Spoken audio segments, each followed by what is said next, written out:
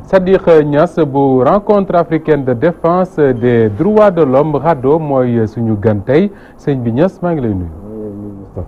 ñu dooree suñu waxtaan ak li nga xam ne mooy ay di jàmbat di magistrat boobule di Ibrahima Abou Deme mi démissionné ci magistrature yéen ñi nga xam ne da ngeen a jiite organisation wu société civile ban jàngat ngeen ci def. waaw jërëjëf maa ngi lay gërëm Moustapha di gërëm auditeurs yi.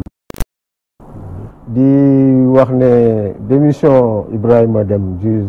Ibrahima Deme dafa ñu gën a firndeel rek li nga xam ne mooy xalaat yi ñu amoon ci affaire justice Sénégal dañu ne justice Sénégal dafa am sooxe bu ci nekk maanaam dafa am sooxe te sooxe ci justice nekk na loo xam ne dañ ko war a faj ci lu gaaw ndax bu démissionné moom ci kër gi la bokkoon boobaak léegi mën na at bu mu jógee ci conseil supérieur magistrature léegi nag far na gedd sax far magistrature nee na moom dafa bëgg sax ñu tekki ko comme ça mu mun a wax li nekk ci xalaatam loolu day wane ne am na lu bëri lu mu bëgg a wax te mënu ko woon wax maanaam am na tamit ay moromam yu bëri yoo xam ne ñu ngi toog tey am lu ñu bëgg a wax te mënuñu koo wax mooy sooxe bi nga xam ne justice am na ko loxo bi nga xam ne mooy loxo exécutif maanaam président gouvernement loxo ci àtte yoonu Sénégal loolu yàgg nañ ko ñaawlu tey juge bi démission bi dafa mel ni loolu lay wane te mu ñëw yokk ci li nga xam ne moom la association union des magistrats du Sénégal bu ñu defee seen assises yi seen jotaay boobu yaatu boobu ñu defoon dañoo génne ay tegtal tamit yoo xam ne war nañ ko def pour jubbanti soox bi nga xam ne moom la justice bi soox kon loolu day wane rek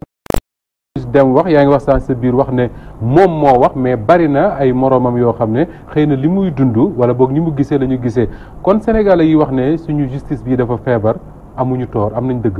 waaw mun nañ ne am nañ toor mun nañ ne am nañ dëgg ndax lii daf koy firndeel sortie bi nga xam ne union des magistrats defoon nañ ko tamit génn wax li nga xam ne mooy pouvoir yi nga xam ne dañ ko jox procureur bi ba nga xam ne dafa ëpp doole ak des fois injonction yi nga xam ne dañ leen ñuy jógee ci nguur gi loolu wax nañ ko ñoom ci seen biir ba pare kon ñun day daal di feddali rek ñun liñ doon xalaat. moom magistrat bi wax na ko te am na foo xam ne fa la teg xëy na pour wax ko mais ki nga xam ne moom justiciable la rek muy yow ak man nekkuñ ci magistrature di xool ni justice u Sénégal di doxee lan moo tax ngeen war a jàpp yéen ne justice bi indépendante lan yan acte la posé yu créé doute boobu. acte yi ko créé mooy dañoo gis ne ci dossier politique yi surtout foofu nag nga koy gën a yëge du dossier yi nga xam ne sàcckatu jën bi wala ganaar yooyu amul benn problème justice bi moom day dox normal maanaam buy amee problème rek ci dossier boo xam ne dafa am incidence politique la maanaam affaire Khalifa Sall ak yeneen affaire comme CREI yi bu mu fi amee yooyu gis nañu procureur bi taxawaay bu muy taxaw ak li nga xam ne dañuy faral di tëj te duñu liberté provisoire mu am possibilité yu bëri yoo xam ne day am pour ñu may nit ki liberté provisoire pour sax mu continuer di def liggéeyam te yoon continuer di def yoonam yooyu dañ koy bañ te duñ xam lu tax ñu bañ ko day mel ni ñoom daal dafa mel ni dañ ne leen rek kii nañ ko tëj rek ñu tëj ko bu ko fa amul argument booy joxe nga ne kii day moom daanaka ñun ci période campagne bi sax waxoon nañu ko ñu ne kii candidat la may leen ko tam mu dem defi campagne am justice dox yoonam waxuñu ne justice nañ ko arrêté dañu ne dafa am cas yoo xam ne war nañ mën a bàyyi nit ki mu def liggéeyam ba nga xam ne li tubaab di wax la liberté mooy règle bi problème bi détention bi dafa war a nekk exception alors problème bi lan la au juste magistrat yi ñoom ñoo melul comme juge Deme ak ñu mel ne ñoom mën a jóg fippu wala système bi ci boppam moo tënk magistrat yi ba liñ bëgg ñoom seen bopp mënuñu ko système bi man ci sama xalaat système bi moo leen tënk am li ñuy wax cordon ombilical xaw ma lu koy waxee dafa am lu leen dox ci diggante bi mi ngi ne ndey ak doom rek ndey ak doom bu nekk si biiram loo xam ne ni dafa nekk lu ñu ko tënkee mu ngi jaar ci conseil supérieur de la magistrature ndax conseil supérieur magistrature mooy kuréel googu nga xam ne ñoom ñooy décider promotion ak sanction yi nga xam ne moom la ñuy teg ci kaw magistrat yi ñooy defar affaire carrière magistrat bi ñoo ko yore di bum ni donc conseil boobu bu ñu demee ba nga xam ne ci kaw conseil ba président moo koy jiite xam nga déjà tënk bi amagum na foofu conseil bi libéré wul ndax bala moo doon libre ñu def comme assemblée nationale président bi député la comme ñëpp maanaam ñoom ci seen biir waroon nañ mën a waaw far seen président waaw bu ko dee sax président bi am na ku ko fay représenté wala mu am ñu fa désigné ñu xool daal ni ñuy def ba nga xam ne moom dootu nekk ci bopp bi di nekk koo xam ne moo koy jiite. dafa war a yem rek ci conseil supérieur de la magistrature ñu tëggaat ko fexe ba président loxoom génn ci wala da nga yaakaar ne saafara gi ci li juge dem wax mën na jëm ci leneen lu gën a yaatu loolu maanaam seet leneen ak leneen lu dul rek yem ci conseil supérieur. waaw conseil bi moom am na ci solo lool moom laa lay wax buum gi nga xam ne moom buñ ko dogee ba pare nag ki ci des nag buñ dogee sa buumu njaam ku nekk nag yaa war a amal sa bopp fayda am sa fitu bopp ba mun a moom sa bopp ndax mun nga ne nit ki rek libéré naa la nekk bëgg a nekk ab jaam donc nit ki si boppam war na mun a fippu tamit jël courage am jël responsabilité am mun a libéré wu am na yeneen nag question yi ci ànd yoo xam ne nii mooy inamovibilité waruñoo ñu respecter règles yi nga xam ne du nu la neex rek nga leen di déplacer nu la neex nga leen di sanctionner mu am yeneen ak yoo xam ne dafa lié ci affaire question financière yi nga xam ne seen koom-koom ak yooyu yëpp dafa nekk yoo xam ne nii ñu bañ leen a def ba nga xam ne lobby yi dugal seen loxo ndax liberté bi aussi yemul rek ci pouvoir bi mais lobby yaa ngi ci ndax am na ñeneen ñoo xam ne démission boobu intervenir ci contexte boo xam ne ñu ngi jëm ci élection tension du ñàkk ci réew mi ñu ajouté question parrainage am na ñu ne buñ deful ndànk ci mbirum parrainage mi mën na jur jëyee ci réew mi yéen ñi ne ci société civile su ngeen dee xool les hommes politiques ñuy def noonu lan ngeen leen di digal d'abord. ñun li ñu njëkk a wax suñ biir mooy ne ñu fexe waaw ci wàllu parrainage bi dañu ne dara lu ñu gisoon ci élection législative yi ñu am nombre liste yoo xam ne nii dafa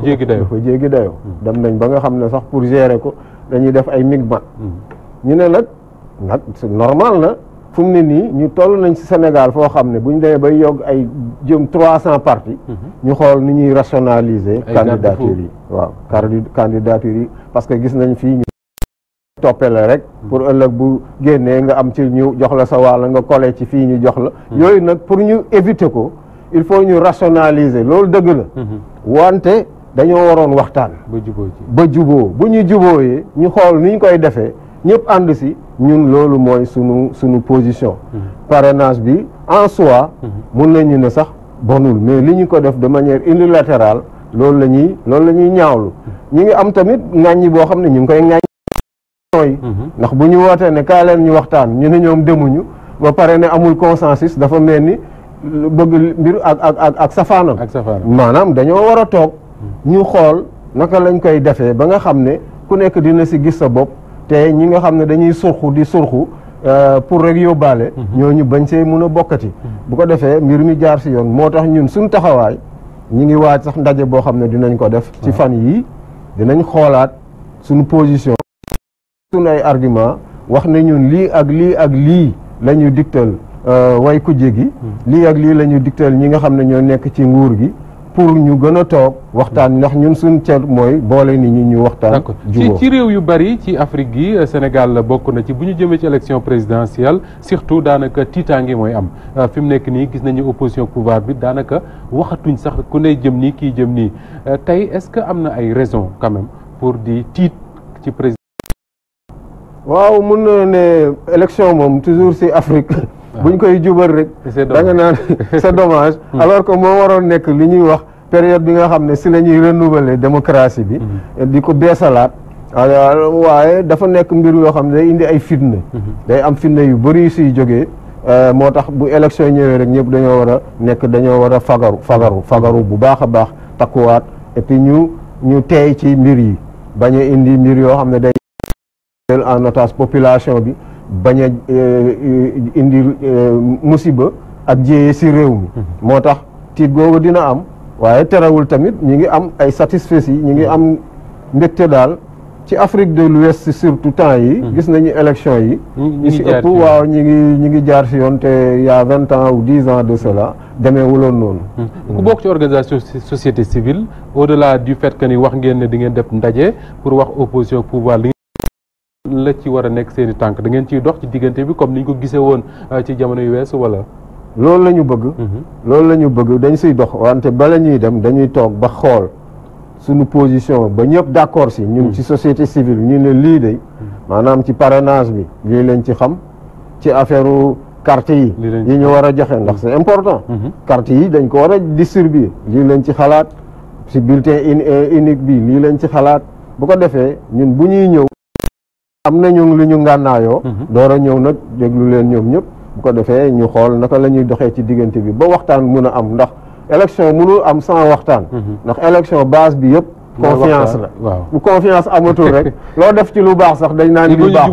waaw il faut ñu juboo ci règle yi loolu mooy li ñu Sadikh Niass maa ngi lay gërëm bu baax di fàttali yow yaay njiital rencontre africaine de défense des droits de l'homme RADDHO nekkoon suñu gan tey ci édition du soir